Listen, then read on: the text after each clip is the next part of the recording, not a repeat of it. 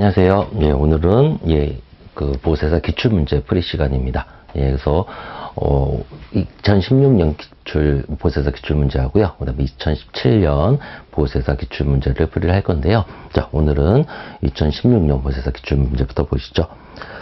보세사 문제 2016년 총평을 좀 해드리면은 나오는 데서 나왔다라고 이렇게 말씀드릴 수 있겠네요. 그래서 일단 세세한 부분, 그 후반부 과목으로 갈수록 자율과학이라든지 AO라든지 이런 후반부 과목, 그러니까 4과목, 5과목으로 갈수록 약간 디테일한 부분에 대해서 나오는 경향이 있지만 그 앞부분 1과목, 2과목, 3과목 같은 경우에는 나올 만한 파트에서 나왔다. 이렇게 개념을 잡으시면 되겠습니다. 워낙 이 보세사 시험 문제가 워낙 디테일한 부분이 많아서 다만 이 기출문제 풀이를 개념을 잡으실 때는 이 문제에서 만약에 또 나온다면 다음 시험 여러분이 보실 때 요거 문제만큼은 절대로 틀리지 않겠다. 이런 개념을 좀 잡아주시면 되겠어요.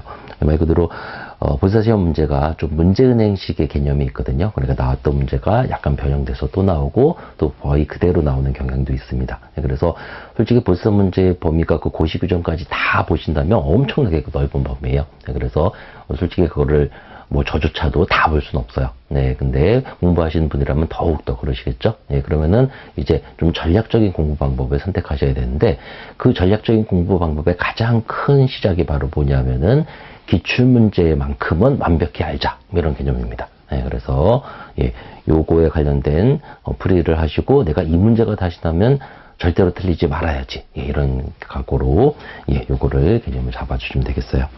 자, 그러면 이 과목부터 시작을 하죠. 자, 이 과목 수출입 통관 절차입니다. 우선 수출입 통관 절차는 거의 다 법 부분에서 출제되는 경향이 있어요. 고시 규정은 거의 없고요. 몇 군데 간혹가다 거의 다 법에서 출제가 됐습니다. 특히 2016년 보세사 시험 문제는 완벽히 법에서만 출제가 됐어요. 그래서 만약에 법과 시행령 이런 거를 좀 법과 고시 이런 거를 좀 나눌 수 있는 분이라면 수출입 통관 절차는 거의 법 파트에서 치중하게 공부를 해야 되겠다. 이런 개념을 좀 잡으시면 되겠네요. 자, 그럼 1번 문제부터 보시죠.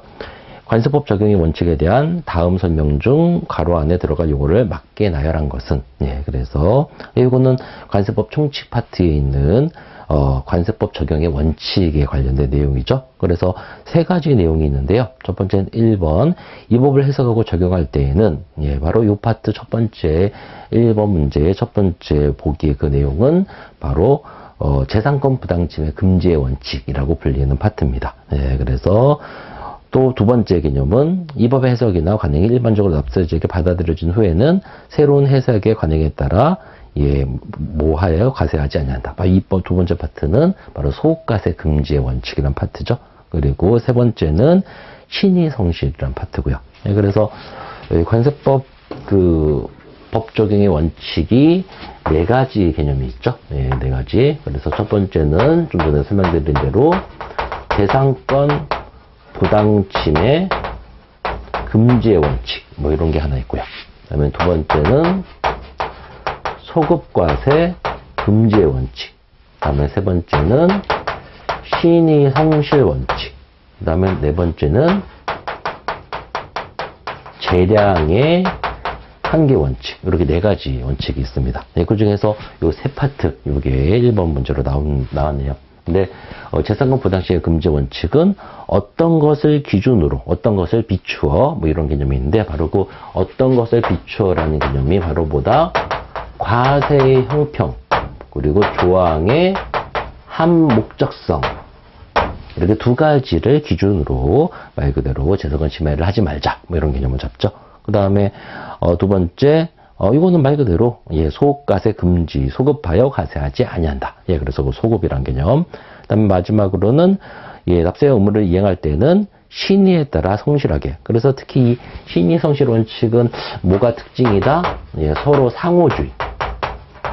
그래서 납세 의무자가 의무를 이행할 때도 성실하게 해야 되고, 그리고 세관 공무원이 직무를 수행할 때도 또한 똑같이 성실하게 해야 되고, 이런 개념이죠. 그래서 여기서 답을 고른다면 3번이겠네요. 그렇죠? 그래서 알아두시고 하나 추가로 팁을 더 드리면 이 재량의 한계의 원칙도 재산권 부당침해 금지의 원칙처럼 어떤 기준이 있어요. 근데 재량의 한계는 뭐를 기준으로 하냐면은 과세의 형평, 예, 그리고 이 법의 목적, 관세법의 목적을 비추어 재량의 한계를 엄수해야 된다. 이렇게 표현을 합니다. 예, 그래서 당연히 이 두 개의 기준이 나왔다라는 것은 모두 나올 가능성이 있다.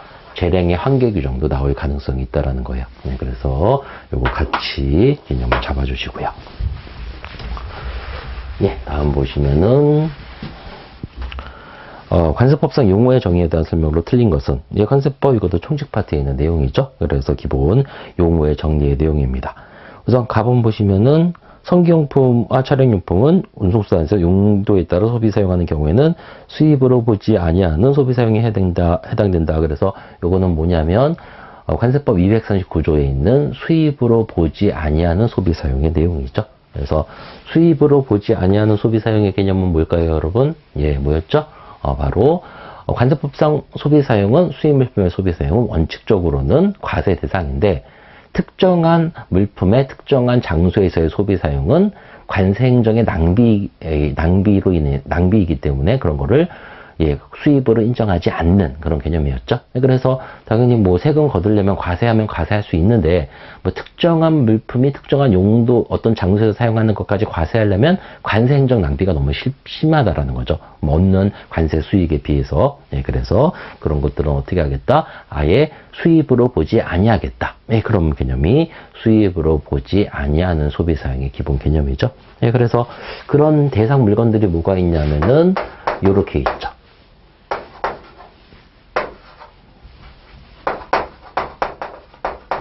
예, 그래서 이걸 암기하실 때 선여의 겸품 이렇게 암기하시면 편합니다. 우선 선은 뭐겠어요? 예, 성기용품을 말하는 거고요. 그 다음에 여는 여행자 휴대폰을 말하는 거예요. 그래서 여행자 휴대폰. 예, 그리고 겸품은 바로 일반 겸품이죠. 그래서 이거는 세관 공무원이 검사를 위해서 직권 채취하는 겸품을 말합니다. 예, 그래서 성기용품은 예, 어디에서 사용했을 때 운송수단 그리고 지정보세구역에서 성기용품, 당연히 차량용품도 포함이죠. 예, 그 세 가지를 이 두 지역에 사용한다면 수입으로 보지 아니하는 소비 사용에 해당이 되는 거죠. 그리고 여행자 휴대폰 같은 경우에도 운송수단, 예, 그리고 관세 통로 여기에서 만약에 사용했다면 이것도 수입으로 보지 아니하는 소비 사용으로 취급을 합니다. 네, 그래서 바로 이런 것들이 수입으로 보지 아니하는 소비 사용이죠. 네, 그래서 말 그대로 이런 거는 여기에 해당된다. 예, 그래서 1번, 가번 정확히 맞았고요. 다음 나번 보시면은 의뢰인 선박등의 외교 영해가 아닌 경제수역에서 포획한 수산물은 내국물품이다. 예, 그래서 이건 내국물품의 정의 중에 하나죠. 그래서 내국물품 정의는 어떤 배가 어디에서 예, 그래서 장소적 개념까지 다 잡혀야지 예, 성립이 됩니다. 그래서 우리나라 선박이 공해 또는 경제수역에서 잡으면은 예, 그거는 내국물품이 되는 거죠. 예, 근데 여기서 보신 바와 같이 우리나라 선박이 외국의 영해에서 물고기를 잡았다면 예, 그거는 외국 물건이 됩니다. 그래서 나번은 정확하게 표현을 했죠. 다음 다번 보시면은 외국무역성기에 대한 정의인데요. 외국무역성기는 반대말이 뭐죠? 내항기죠. 내항성기는 우리나라 영토에 왔다 갔다 하는 배나 비행기를 말하고요. 그럼 외국무역성기는 뭐냐? 이거는 무역을 목적으로 우리나라 외국을 왔다 갔다 하는 예, 바로 선박항공기를 말하죠. 여기서 가장 핵심적인 단어는 뭐다? 무역을 위해서 그리고 왔다 갔다 한다, 운항한다라는 그 두 가지 단어입니다. 예, 그래서 여기에 근데 나번에 보기는 뭐라고 돼 있죠? 외교 등이라는 말이 들어가 있죠. 그래서 당연히 외교를 목적으로 움직이는 게 아니죠. 네, 그래서 외국무역성기의 정확한 정의는 무역을 위해서 우리나라 외국을 운항하는 선박. 네, 그게 바로 외국무역성기의 정의죠. 네, 그래서 그거 잘 기억하시고 이거는 외교란 말이 들어가서 틀렸습니다. 다음 라번 보시면 통관에 대한 정의죠. 예, 관세법상 통관은 뭐를 말한다? 수입, 수출, 반송 통관을 말합니다. 그래서 뭐는 통관이 아니라 그랬죠? 환적은 통관이 아닙니다. 예, 그래서 그거 기억하시고요. 다음 마번 보시면 환적. 환적은 뭐예요? 그냥 우리나라에 외국 물품이 들어와서 배만 갈아타는 경우를 말하는 거죠. 예, 그래서 요거는 통관이 아니라 그랬어요. 예, 근데 환적도 두 가지 종류가 있죠. 그냥 환적이 있고 복합 환적이 있죠. 그래서 그냥 환적은 동일한 세관 관할 구역에서 배를 갈아타는 거. 그 다음에 복합 환적은 다른 세관 관할 구역으로 이동해서 배를 갈아타는 거. 예, 그래서 구분하시고요. 예, 근데 마번 환적이란 동일한 세관, 예, 정확히 표현을 했죠. 네, 그래서 2번에는 답번만 틀리네요. 예, 써보셨고요.